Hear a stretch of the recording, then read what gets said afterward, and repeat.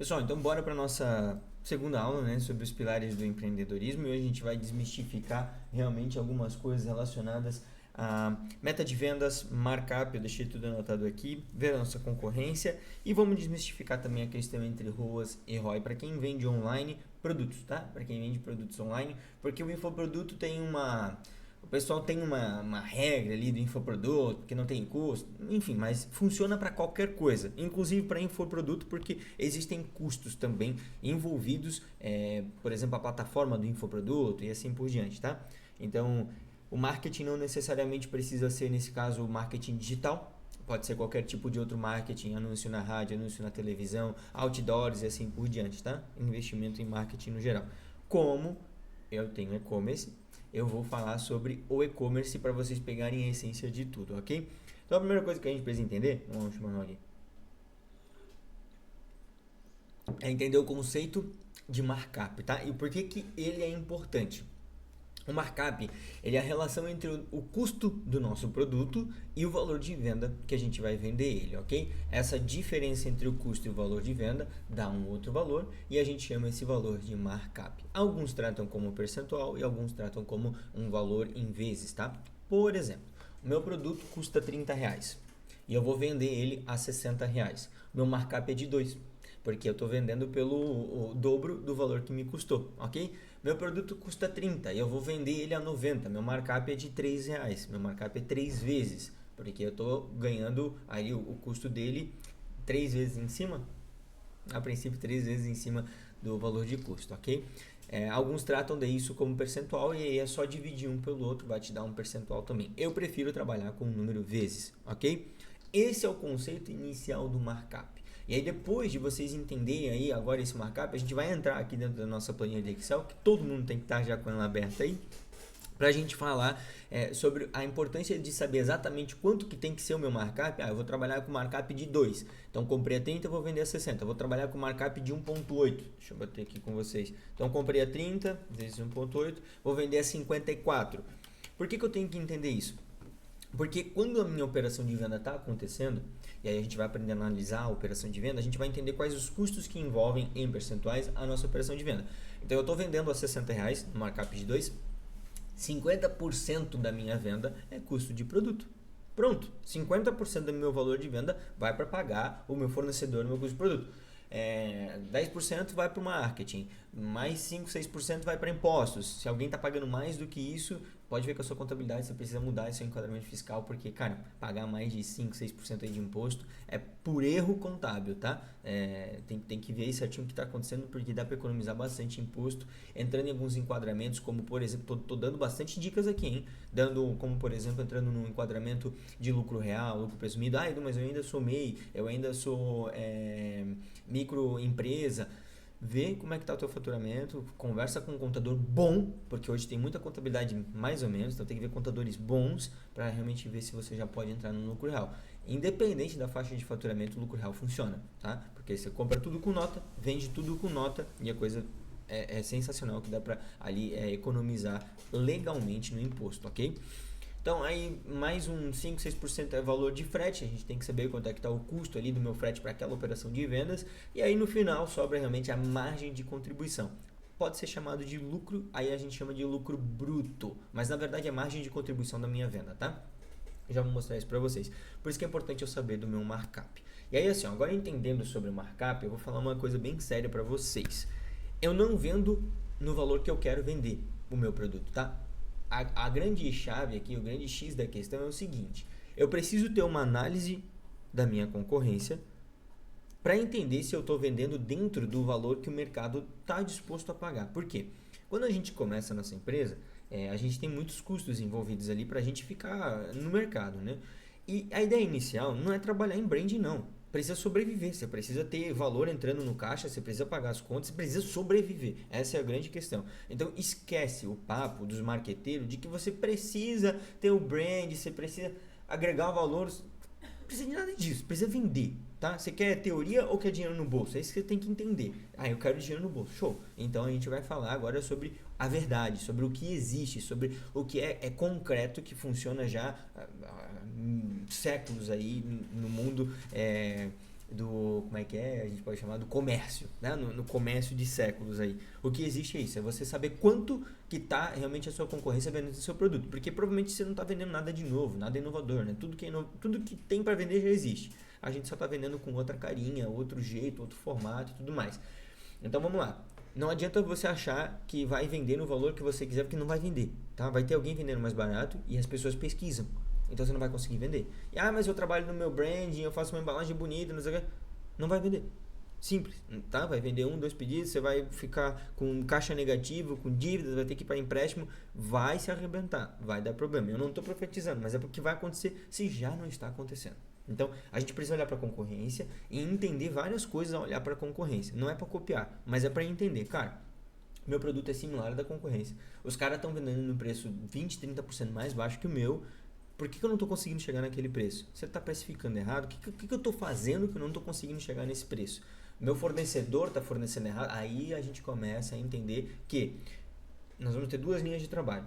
A linha para resolver apagar os fogos que a gente está passando hoje e a linha já de pensar no futuro, para trabalhar com calma, tá? Precisa olhar para o futuro, precisa olhar para frente. A gente vai apagar incêndio hoje, trabalhar muito hoje, e aí a gente já vai também projetar o dia de amanhã, tá? E quando eu falo aqui, eu estou parafraseando, projetando aí 6 meses, 1 ano e tudo mais, para que quando chegue aquele momento de 6 meses, 1 ano, a gente esteja mais tranquilo, esteja com fôlego, esteja acontecendo as coisas mais tranquilas, tá? Se você quiser viver só de apagar incêndio, você vai ter uma vida desgraçada, desculpa a palavra, mas a vida é desgraçada. E eu sei disso porque eu tinha uma vida desgraçada, tá?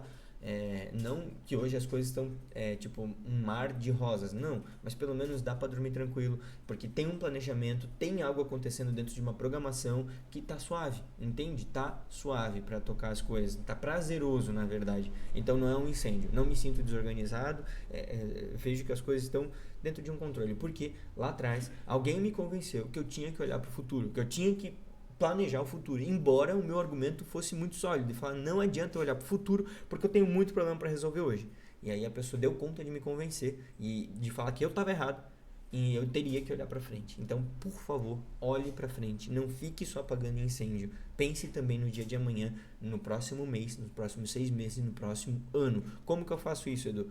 Começa a olhar, começa a planejar, começa a verificar. A gente vai começar a abordar algumas coisas aqui. Então, vamos lá. Estou olhando para minha concorrência, a gente vai começar a ver isso, por mais que tenha meta de vendas, a gente vai falar agora sobre meta de vendas e tudo mais, apagar os incêndios aí dos problemas de venda. Vamos começar primeiro aqui. Tá, beleza, minha concorrência está vendendo meu produto, que eu estou vendendo a 60, eles estão vendendo a 50. Tá, mas me custa 30. Beleza, então a gente vai tentar se adequar nesse valor aí. Ainda, mas não vai dar, eu vou levar prejuízo. Você já sabe se vai levar prejuízo ou não? Você já metrificou tudo ou não? Não, não metrifiquei, então como é que você sabe que vai levar prejuízo? Mas eu acho que eu vou levar... Não existe achismo, tá? No mundo dos negócios, deixa eu mostrar uma coisa aqui para vocês sobre análise de venda. Deixa eu abrir aqui. No mundo dos negócios, o que existe é isso aqui, ó. É análise, tá? De venda diária para você entender como é que tá seu cenário de vendas, ok? Então, tipo assim, ó. Aqui, por exemplo, vamos tratar sobre o meu último dia de vendas aqui desse vídeo, tá? A gente está no mês fraco de venda, não tá vendendo muito, então tá tudo certo, ó. A gente vendeu esse valor aqui, tá? De custo de produto foi esse valor aqui, 45% do meu custo de produto, do meu valor de venda foi o custo de produto. Tá aqui o percentual, ok? Porque a gente já acertou e tudo mais. Só que em compensação, na mesma sequência aqui, 3 dias antes, do meu valor de venda, 52% foram em relação ao meu custo de produto. Por que isso? Porque a gente tem algumas ofertas acontecendo que baixam bastante o nosso valor de venda dos nossos produtos, tá? Então nesse dia você levou prejuízo porque você vendeu num markup menor o seu produto? Não. Como é que eu sei que eu não levei prejuízo? Análise de dados, tá aqui, ó. Ainda lucrei 18% na minha operação de venda. Então não é o acaso, não é o que eu imagino. Deixa eu mostrar outra realidade aqui para vocês. Deixa eu achar junto aqui com vocês, espera aí. Aqui, 3/9. Aqui, ó. Não, calma. Aqui, ó. Esses 2 dias aqui, a gente fez uma explosão de vendas, ó, tá vendo? A gente vendeu 10, 15 vezes mais, olha só, isso aqui é valor de venda desse dia, domingo aqui, ó.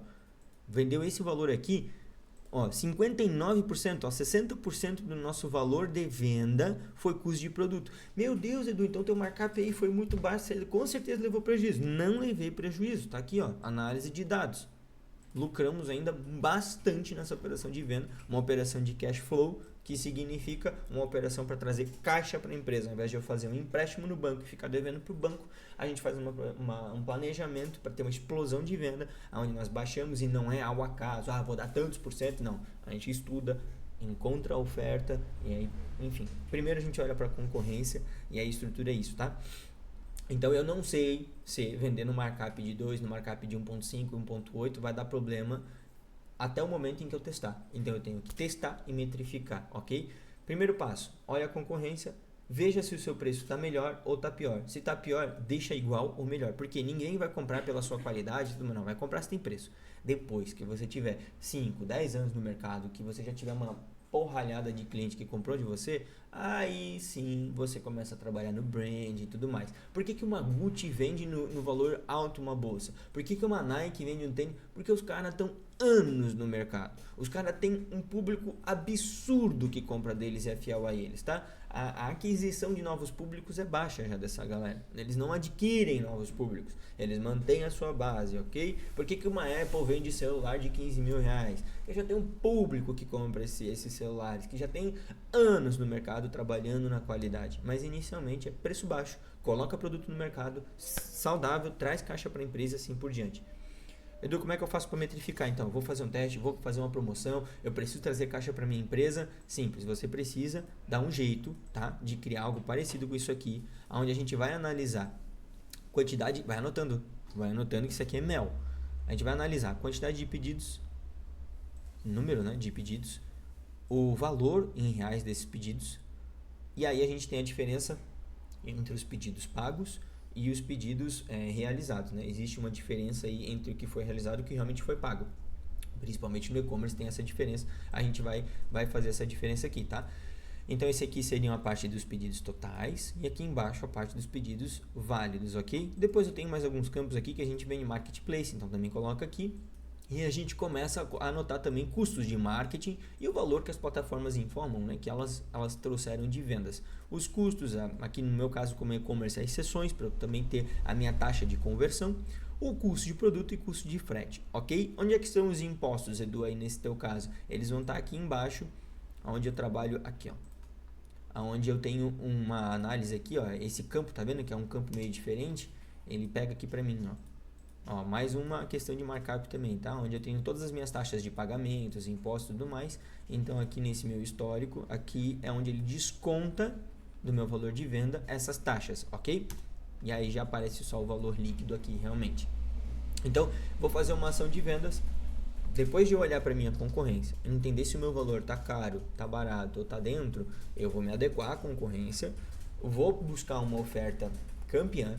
E aí a gente vai estruturar, cara, dá algum percentual de desconto com um valor fixo de frete, dá um parcelamento sem juros, sabe? Inventa alguma coisa forte. Não adianta vir com migué, porque o cliente sabe. Então não adianta ser tipo assim, tá vendendo a 60, e aí vai ter uma promoção e a gente vai dar 5% de desconto e vai fazer em 3 vezes sem juros. Isso não é oferta, isso não é uma promoção, isso não é nada. Isso é só tentar enganar, tá? Não tenta enganar cliente. Faz algo realmente agressivo e aí testa. Não é um dia de venda que vai falir a sua empresa. Testa um dia, tá? Prepara uma semana antes, vai anotando. Prepara uma semana antes o seu público lá no orgânico do Instagram, do Facebook, grupo de WhatsApp, e-mail marketing, plataforma de afiliado, tudo que você tiver para preparar. Prepara o público. Já fala qual que vai ser a oferta. Vou dar um exemplo que funciona muito aqui para nós. Todos os nossos produtos vão estar por até X reais. E aí assim, é todos os nossos produtos. A gente tem produto que a gente vende, por exemplo, a 120 reais. Nesse dia dessa oferta, a pessoa vai comprar por 59 reais. Meu Deus, Edu, que absurdo. Sim, é um absurdo. É um produto que às vezes me custa 40 reais. Tá, Edu, você tá me dizendo que você compra por 40 e tá vendendo por 59 nesse dia da promoção? Sim. Edu, mas como é que você não leva pau? Pois é, eu faço análise e não levo pau. Por quê? A pessoa que comprou aquele produto que me custou 40 reais, nesse dia da promoção, ela não compra só um. Ela compra outros produtos que às vezes me custaram 10, 15, e aí tudo alavanca. Tá aqui. Acabei de mostrar pra vocês, ó. Nesse dia, aqui, ó. A gente lucrou 13%, tá? Na operação de vendas, aonde sim tem produtos ali que eu comprei por 40 e vendi por 59, não levei prejuízo. Levei lucro, trouxe caixa para a empresa e tudo mais. Então, análise de dados. Aprenda a construir isso para você pelo menos começar a resolver seu problema agora de falta de caixa, problema nas vendas fracas e assim por diante. Busque uma estratégia de venda agressiva para você conhecer essa oferta. Outra coisa que não adianta achar que vai, tipo assim, ser sempre assim. Nunca vai ser sempre assim. Você não pode pegar uma oferta dessa, por exemplo, e querer rodar todos os dias. Ela vai perder força e aí sim você vai levar prejuízo, porque o seu marketing vai consumir tudo. Então, prepara, roda um dia, vê se não levou prejuízo, não levei prejuízo. Pronto, você já tem uma coisa na sua mão que você sabe que funciona. Então eu não sei quanto que você está vendendo hoje. Às vezes você está vendendo 100 reais, 1.000 reais. Você fez ali uma preparação, você vendeu 10 mil reais num dia só. Eu acho que é impossível. É possível, tá? É possível, tá aqui. Então, estruturou isso, é para um dia, porque tem escassez que vai acabar. Acaba hoje, tá? E isso faz converter muito. Então, a gente roda isso, sabe que funciona e aí começa a trabalhar com essa oferta e aí a trabalhar com o markup, trabalhar com todo esse rolê, toda essa dinâmica, ok? Edu, não sei como fazer. Começa, tá? Você já tem o norte agora para começar. Vê com a tua concorrência como é que tá o teu preço. Primeiro passo, para você se adequar ao preço, para a venda começar a acontecer devagarinho. Depois, em paralelo, descobre qual que é a melhor oferta que você pode fazer. Fez a primeira oferta, não vendeu, busca uma próxima oferta melhor. E vai buscando, até, putz, encontrei uma aqui que, meu Deus, vendeu horrores, não lucrou muito, mas lucrou alguma coisa e eu já sei como que eu faço para resolver um incêndio que faltou dinheiro, alguma coisa assim, tá? Essa é a primeira coisa. Então a gente entendeu o que é markup, a gente já entendeu que a gente precisa olhar para a concorrência e entendeu o principal ponto, que não é o quanto que eu quero vender, é o quanto que o mercado está disposto a pagar pelo meu produto, beleza? Agora a gente vai falar sobre meta de vendas. Como é que eu sei quanto que eu tenho que vender? Como é que eu faço para descobrir? Porque não é ao acaso. A gente tem um mínimo que precisa vender no mês, porque senão vai dar problema. E tem também um máximo. Ah, Edu, como assim tem máximo de venda? Tem um máximo de venda? Tá?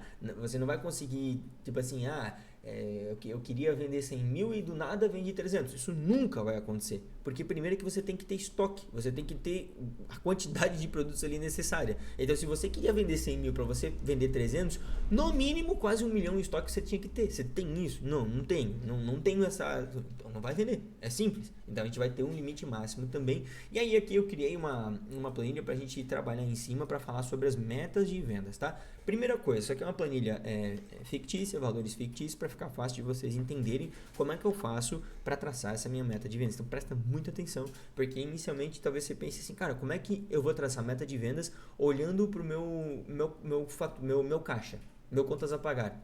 É aí que se olha, tá? Você não olha para nenhum outro lugar. Você não olha para o mercado, você não olha para a concorrência, você não olha nem para o seu achismo, você olha para números. Então aqui dentro a gente tem, por exemplo, datas aqui desatualizadas, mas é só para vocês entenderem. A primeira parte da organização, que já foi falado no primeiro vídeo dos pilares do empreendedorismo, é o seguinte: a gente precisa ter claro e nítido quanto que isso aqui é contas a pagar, ó, mês a mês, tá? Dia 1/9 a 30/9, 1/10, 30/10, é só um exemplo de contas a pagar. Você vai planilhar isso, você vai deixar tudo isso bonitinho, bem certinho, em uma planilha, deixa eu te mostrar aqui, ó.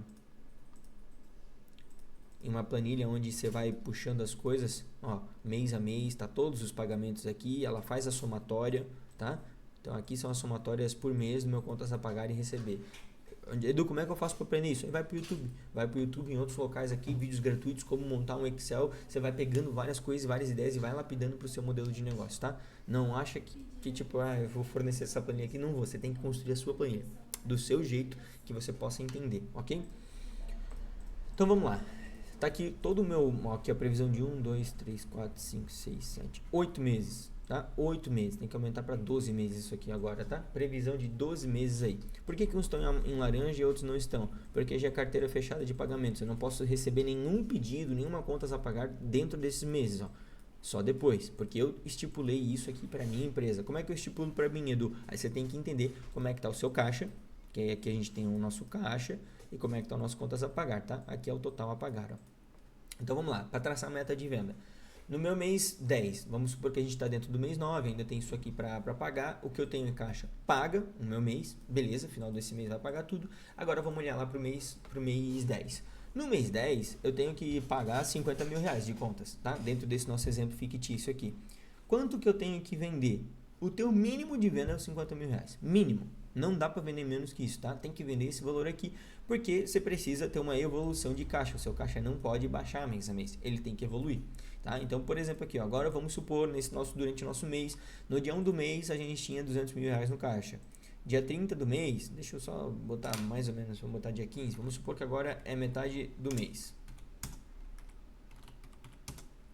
Metade do mês tem só 130 mil, tá? A gente está vendendo, está acontecendo, então o meu caixa baixou agora esse mês, baixou 70 mil reais nesse mês aqui agora, tá? Depois ele vai evoluir, a gente faz mais uma operação lá de promoção, ele evolui e aí final do mês a gente tem mês a mês se está crescendo ou se está diminuindo. Então, por exemplo, vamos supor que diminuiu, beleza, diminuiu 10 mil reais, não significa que levou 10 mil de prejuízo. Pode ser só que realmente deu essa variação do caixa, porque são duas frentes que a gente analisa. A frente da venda, onde a gente analisa se a venda está dando prejuízo ou não, e a frente do caixa. A empresa pode quebrar por conta dessas duas coisas, porque o caixa só está decrescendo ou porque a nossa venda está dando prejuízo. Então eu tenho que equilibrar a operação do meu caixa junto com a operação da minha venda. Edu, é só aumentar o preço de produto? Não, você já sabe que não é só aumentar o preço de produto. Se aumenta o preço de produto, não vende. Então a gente precisa equilibrar essa questão entre valor de venda, fluxo de venda, caixa e assim por diante. A gente vai equilibrando e equalizando a balança com análise de dados. Mês que vem eu preciso vender no mínimo 50 mil reais, não vou considerar o quanto que eu já tenho no meu caixa, porque a ideia é evoluir o caixa. E qual que é o valor máximo, Edu? Aí eu vou olhar para o meu valor de estoque, aonde eu tenho aqui o valor de custo, que eu tenho hoje no meu estoque, que é o valor quanto que eu vou pagar para os meus fornecedores, quanto que eu paguei, e o valor de venda, ok? Me dá o meu markup, 2,18, tá? Tá um pouquinho acima do 2, que se eu divido um pelo outro, é só isso, o markup é só isso, ó. Divide um pelo outro, 2,18, ok, dentro da minha operação, e isso está saudável. Poderia ser 3, então eu vou aumentar o preço de todos os meus produtos, aumentar para, vai dar 1 milhão e, botar para 3, peraí, deixa eu ver aqui, 40, aqui ó, pronto, markup de 3, ó, entendeu? Porque eu aumentei meu valor de venda, só que pode ser que a venda não aconteça, tá? Por isso que a gente mantém do jeito que está aqui. Então, o meu valor mínimo para o mês que vem é o tanto que eu tenho de contas a pagar. Tenho que vender no mínimo isso. Qual que é o meu valor máximo? 1 milhão e 200? Não, você não vai conseguir vender tudo isso, porque vai ter quebra de estoque, não vai chegar lá, vai dar pepino. Durante o mês vai entrar novas mercadorias, mas beleza. Você vai poder traçar mais ou menos assim, ó, 1/3 do teu valor de estoque. Então, a gente vai pegar 1 milhão e 200 mil e vamos dividir por 3. O meu valor máximo de venda, vamos botar aqui, ó, meta de vendas. Mês 10 de 2025. Mínimo 50 mil. Deixa eu só pegar aqui um.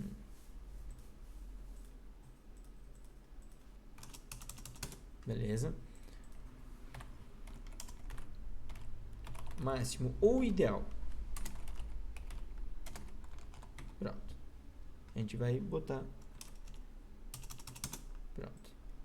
400 mil, que é 1/3 do meu valor de estoque. Porque dentro de 1/3, isso é uma questão de benchmark, dentro de 1/3 eu ainda tenho uma previsão de garantir que não vai ter furo de estoque. E aí a venda vai continuar sendo saudável, tá? Então passei de 50 mil, legal, vou pagar todas as minhas contas e vai começar a sobrar, tá?